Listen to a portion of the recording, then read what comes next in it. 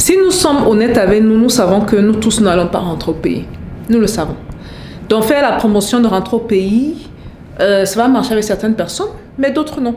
D'autres vont décider que l'Occident, ça vaut la peine, que c'est mieux de rester ici que de rentrer au pays. Et je comprends ces personnes-là. Dans cette vidéo, c'est pour vous, ceux de la diaspora qui ne se voient pas rentrer au pays ou bien qui se voient ici sur le long terme. Donc sur les 10 ou 15 prochaines années, on va parler ici des business que vous pouvez lancer à distance. Pas besoin d'être en Afrique pour faire de l'argent. Vous pouvez le faire à distance parce que je connais des gens qui le font. On parle de tout après le jingle. Stay tuned.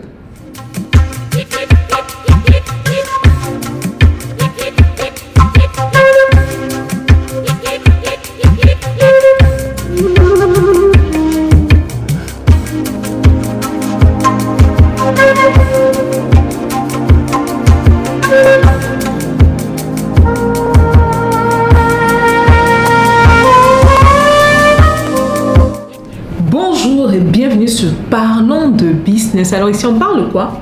On parle de business, on parle d'opportunités d'affaires, on parle d'argent, et on parle de tout ce qui peut faire grossir ton compte bancaire, même de mindset. Si vous me découvrez dans cette vidéo, mon nom c'est Stéphanie Mida. J'ai officiellement lancé mon premier business à l'âge de 9 ans. Je suis une passionnée par l'entrepreneuriat et le business et experte dans la multiplication de l'argent. Là. Ici, on parle de 3 sources de revenus que la diaspora peut appliquer en tout temps. Comme je l'ai dit en début d'émission, ce n'est pas tout le monde qui se voit rentrer au pays parce que ils ont trouvé un certain confort, on va dire, ici à l'Occident. Et ça, on comprend. Et je comprends également que parmi ceux-là, il y a certains qui veulent également contribuer au développement de l'Afrique à distance. Il faut comprendre que dans ce combat économique, dans ce combat panafricain, c'est important également de regarder ceux qui n'ont pas l'intention de rentrer et de rester ici. Parce que ceux-là peuvent également aider. Mais au-delà d'aider, ceux-là peuvent également s'enrichir. Vous serez surpris le nombre de personnes qui ne sont pas africaines qui s'enrichissent à partir des États-Unis ou du Canada ou de l'Europe ou de l'Asie, que sais-je. Donc le premier business dont on va parler, c'est un business dont j'ai parlé dans le top 8 des business à lancer en Afrique. Et ça, je pense que c'était en 2021 que j'ai fait cette vidéo-là.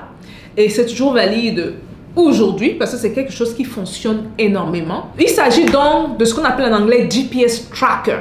Ok, donc ce sont les compagnies de GPS qui vont se rapprocher des compagnies de camions. Donc des compagnies qui font dans le transport. Ça peut être le transport de la nourriture, ça peut être dans le transport des biens. Donc le plan est très simple. On achète plusieurs GPS qu'on va gérer à distance. Et ce qu'on va faire, c'est qu'on va faire la location mensuelle de ces GPS aux compagnies de transport. Parce que n'oublions pas qu'en Afrique, un des challenges que les compagnies ont, c'est justement de faire le suivi des biens. Et ça va aussi dépendre des compagnies parce qu'il y a des compagnies qui, quand ils le font, ils permettent également aux clients de voir où le camion est rendu. Il y a de plus en plus de transparence dans ce milieu-là. Et les compagnies qui se démarquent, ça c'est souvent en Afrique de l'Est, mais ça commence à venir du côté de l'Afrique centrale et du côté de l'Afrique de l'Ouest. Et les compagnies qui se démarquent souvent sont celles qui non seulement vont proposer le transport de la nourriture aux clients ou des biens aux clients d'un pays à un autre ou d'une région à une autre. Et ils leur disent qu'en plus de payer pour le transport, le client peut suivre sur son appareil le déplacement du camion. Donc vous serez ceux-là qui vont justement proposer ces appareils de GPS. L'avantage qu'on a, c'est qu'on est ici en Occident. Donc, acquérir ces appareils ici, c'est assez simple. Surtout que ceux qui sont du côté de l'Amérique du Nord, là maintenant, on a un système de crédit. De plus en plus de choses que vous voulez payer, même si vous voulez payer les hauts en ligne, un haut ou des habits, on vous propose carrément le crédit. Donc, si le total c'est 100 $, on dit que bon, au lieu de payer 100 $, paye 10 $ sur 11 mois. Qui va refuser? La plupart des gens tombent dans ça. Mais moi, je me dis que c'est une opportunité pour nous de saisir les opportunités ici afin d'investir en Afrique. Ok, donc gardez ça en tête et s'il vous plaît, creusez. Mon but ici, c'est de vous exposer ce qui fonctionne pour moi et pour d'autres entrepreneurs qui font déjà des choses similaires, mais ce sont des solutions dont on ne parle pas à tout prix sur toutes les plateformes. Donc là, maintenant, vous avez le premier business puissant parce que c'est un business en demande que vous pouvez gérer de votre laptop ici en Occident. Donc chaque mois, on vous fait des versements, that's it. Les appareils, attention par contre, la maintenance des appareils, ça va dépendre. Ça va dépendre des ententes que vous avez, ok? Je sais qu'il y a certains qui vont faire les maintenances des appareils eux-mêmes. Et je sais qu'il y a d'autres qui vont carrément louer les appareils aux compagnies de camions. Donc ce sera à vous d'étudier le business model et de voir ce qui fonctionne exactement pour vous. Le deuxième business dont on va parler, c'est un business dans lequel je suis. Et c'est très intéressant. Bon, je vais vous dire les petits challenges, mais juste vous dire comment ça fonctionne, ok? Donc c'est le business de location des machines agricoles. Super important. Vous serez surpris de voir le nombre de fermiers qui sont prêts à louer des machines de manière journalière afin de faire la moisson de leurs produits. Il y en a énormément. Au Kenya, il y en a. Au Ghana, il y en a. Au Bénin, il y en a. En Côte d'Ivoire, il y en a. Ok, ça c'est juste certains qui me passent par la tête. Au Sénégal, il y en a également. Donc c'est très simple pour nous. Nous, ce qu'on va faire, c'est quoi? On va payer les machines agricoles ici. Gardez en tête que ça, c'est pas un business qui vous requiert 1 million, 2 millions. Il vous faut beaucoup d'argent. Souvent, on parle de dizaines de millions de francs CFA. Pour certaines machines, ça va jusqu'à des centaines de millions de francs CFA. Donc, il faut quand même un budget assez lourd. Mais le gros avantage avec ça, c'est que vous serez capable de recouper votre argent en moins de 36 mois. Moins de 36. Je vous parle là de moins de 3 ans. C'est énorme. Une grosse opportunité. Donc, il faut déjà savoir quelle est l'industrie dans laquelle vous voulez vous positionner. Quelle est la machine qui est le plus en demande? À combien vous allez louer la machine? Si vous vous lancez justement dans la location des machines agricoles aux fermiers, c'est très important de digitaliser le tout. Je répète, il faut un système à la base. Ça va énormément aider avec tout ce qui va suivre. Parce que dans le système en question, les personnes que vous aurez laissées sur place, tout ce dont elles auront besoin de faire, c'est d'entrer les informations dans le système. Le nom de la personne qui loue la machine, la localité, le temps de location, quand la personne a besoin de la machine, jusqu'à quand, le montant, les paiements se font uniquement par OM, transfert d'argent. Il faut que tout soit digitalisé afin de vous permettre de bien gérer à distance sans trop vous casser la tête. Et n'oubliez jamais de mettre dans ces machines-là, justement, j'ai commencé avec le business du GPS pour que vous puissiez contrôler vos machines, des GPS sur vos machines. Donc si par exemple, on vous dit que vous avez peut-être 2 machines sur le terrain, qui doit faire, j'ai l'exemple du riz qui me passe en tête là, qui doit faire la récolte du riz. Ok, donc il y a des machines parfois qui passent et qui tirent, qui sortent le riz des plantes. Parce que le riz, souvent les graines sont à l'intérieur, ça sort le riz des plantes. Donc vous savez que bon, il n'y a pas de location durant les 3 derniers jours. Et c'est important pour vous de vérifier chaque jour. Ça c'est super important parce que vous êtes à distance. Donc si vous savez qu'il n'y a pas de location, mais bizarrement vous ouvrez la carte de GPS, et ça, bien sûr, je suis désolée de toujours entrer dans les détails comme ça, votre personnel ne doit pas savoir que vous avez installé le GPS sur vos machines. Parce que la minute où ils savent, c'est très facile, ils peuvent démonter, laisser le GPS dans le hangar et aller balader la machine et se faire de l'argent avec. Ne soyons pas naïfs. Okay? Donc, cachons ça dans des endroits clés et ne mentionnons jamais ça. Quand on va faire affaire avec les gens, on commence toujours à les tester avec une machine, très important. Toujours avec une machine. Et on observe ce qui se passe. Si on se rend compte que sur 6 mois, sur 1 an, c'est quelqu'un de confiance, là, on peut se permettre de doubler 2 machines. Après 3 machines. Après 4 machines. Après 5 machines. Mais c'est vraiment une grosse opportunité pour les gens de la diaspora. C'est un besoin réel.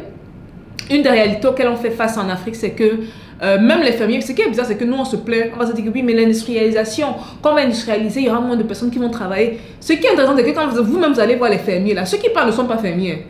Quand vous allez sur le terrain, je vous parle toujours d'être sur le terrain.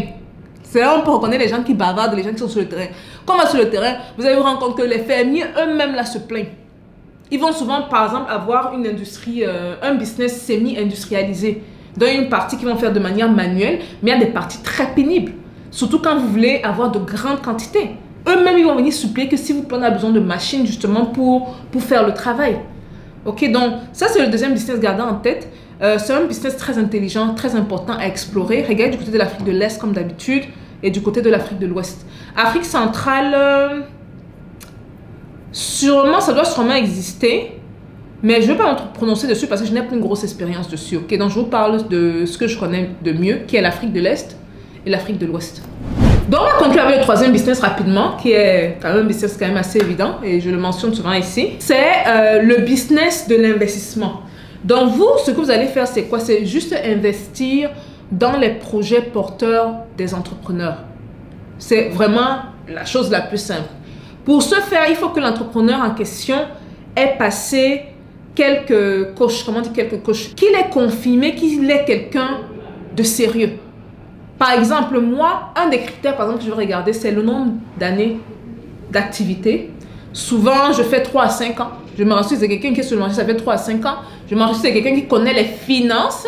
Parce que souvent, l'aspect qui tue les entrepreneurs. Je veux me rassurer que la personne sait exactement, est assez bonne en stratégie, de telle manière que la personne sache exactement comment justement faire travailler l'argent investi. Et si ça ne fonctionne pas comme prévu, que la personne sache comment retomber sur ses pieds et faire tourner le business, c'est très important.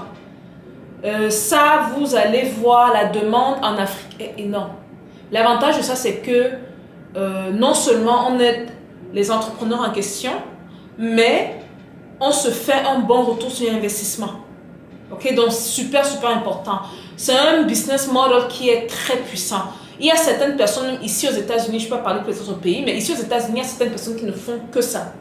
Ils sont à la recherche d'entrepreneurs en Afrique qui sont sérieux, qui ont fait leurs preuves, qui maîtrisent plus ou moins l'aspect finance. Quand qui maîtrise, c'est-à-dire si quelqu'un te demande 20 000, 30 000 dollars, il faut que la personne te dise exactement comment est-ce que la personne va se faire de l'argent. Pas comment la personne va utiliser votre argent. Vous pouvez prendre ces informations-là, mais je pense que souvent que c'est une erreur stratégique que les gens font. Moi, j'ai tendance à demander comment est-ce que je veux me rassurer que tu vas me rembourser mon argent. En d'autres mots, comment est-ce que tu vas faire de l'argent. Et souvent même, dans cet apport-là, vous pensez que vous apportez juste de l'argent, vous pouvez apporter bien plus que ça. Par exemple, les stratégies de vente. Comment mieux vendre. Comment multiplier déjà sa base de données, de clients. Ce genre de choses. Ok, donc c'est le troisième business que je trouve vraiment très puissant, très utile, que je fais et qui fonctionne. qui fonctionne. Est-ce qu'à date, j'ai eu de mauvaises surprises? Non, pas du tout. Pas du tout parce que les entrepreneurs sérieux, ça se reconnaît. Ce sont des gens qui sont dans leur business et ils s'y donnent corps et âme. C'est pas le genre, il va dire que non, je travaille 5 heures ou 6 heures par jour. C'est le genre, je vais m'aller chercher qui travaille 12 heures, 14 heures, 15 heures par jour. C'est le genre qui a la niaque de réussir. C'est quelqu'un qui a quelque chose à prouver. Mais c'est surtout quelqu'un qui voit dans votre relation une relation qui peut aller loin. Donc il va se dire que mais, si je prends par exemple le 100 000 dollars de la sœur, alors que je peux avoir 500 000 dollars demain, je ne peux pas gâter ma relation avec elle juste pour 100 000 dollars. Vous voyez, donc des gens comme ça, ce sont des gens qui sont très sérieux. Et ce sont des gens qui ont souvent besoin de financement. Et souvent, nous, on a notre argent qui dort dans notre compte bancaire. Vous avez votre 2 000 dollars, je fais quoi avec ça? 5 000 dollars qui dort, 10 000 dollars qui dort. Alors qu'il y a des clients, il y a des entrepreneurs en Afrique qui ont la capacité de vous rembourser peut-être même 2 fois, 3 fois votre argent. Mais souvent, il manque de fonds. La demande est là, ils se disent, mais je veux trouver l'argent où pour répondre à cette demande-là, ils ne trouvent pas.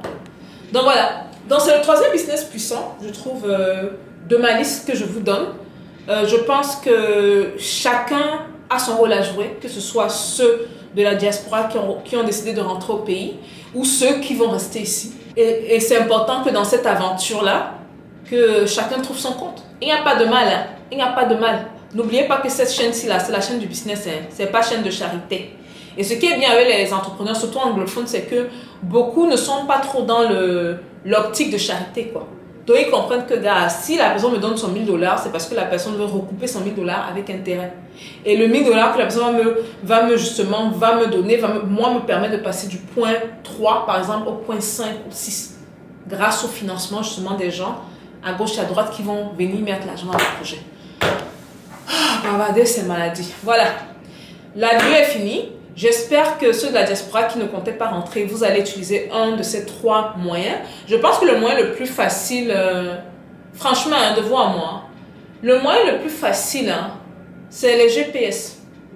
Parce que pour les entrepreneurs, ça prend un peu de travail, il faut aller fouiller, il faut savoir où les trouver, il faut avoir de bonnes références, il faut faire une étude poussée sur eux.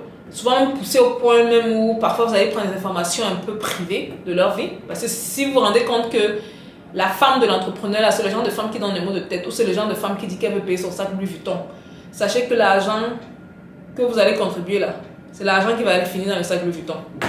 On se dit les vérités. Voilà les gars, c'est tout pour la vidéo. Je vous vois dans la prochaine vidéo comme d'habitude, n'est-ce pas? Peace out.